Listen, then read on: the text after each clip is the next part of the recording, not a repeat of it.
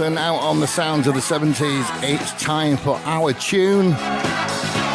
And today's Our Tune was chosen by Lee Naven in Birmingham.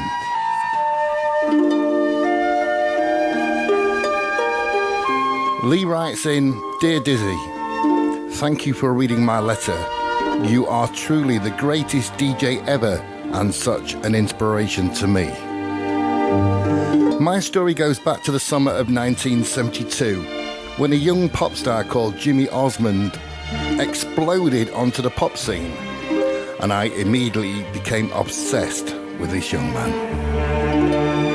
It was as if my world had suddenly come alive. The excitement was electrifying. Now, at the time, I was not quite a popular boy and I didn't have many friends, but the ones that I did have were quite normal and were into bands like T-Rex and Slade. I felt like an outcast, and my obsession with Jimmy grew stronger and stronger with each passing day. My 10 bob weekly pocket money was spent on Jimmy's posters, badges and records, and my prized possession was a silk scarf which I bought for 5 bob. I wrote to Jim Will Fix It to see if it was possible for me to meet Jimmy Osmond, but alas, my request just fell on deaf ears, and this made me feel sad and lonely. As the years passed by, I lost most of my friends because of my fixation with Jimmy Osmond, and I even started to question my own sexuality.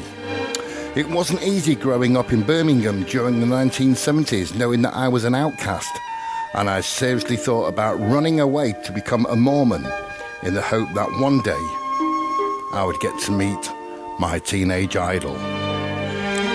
Anyway, as the years passed, I eventually met a lovely lady called Mandy. She understood my obsession and we fell madly in love. Things really blossomed between Mandy and myself.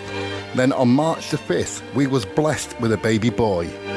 This was the highlight of my life, my own little Jimmy Osmond. Mandy would not let me call him Jimmy, so we both settled for James.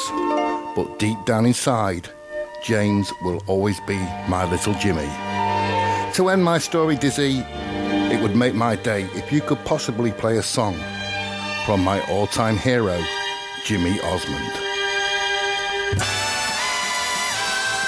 Remember this golden classic.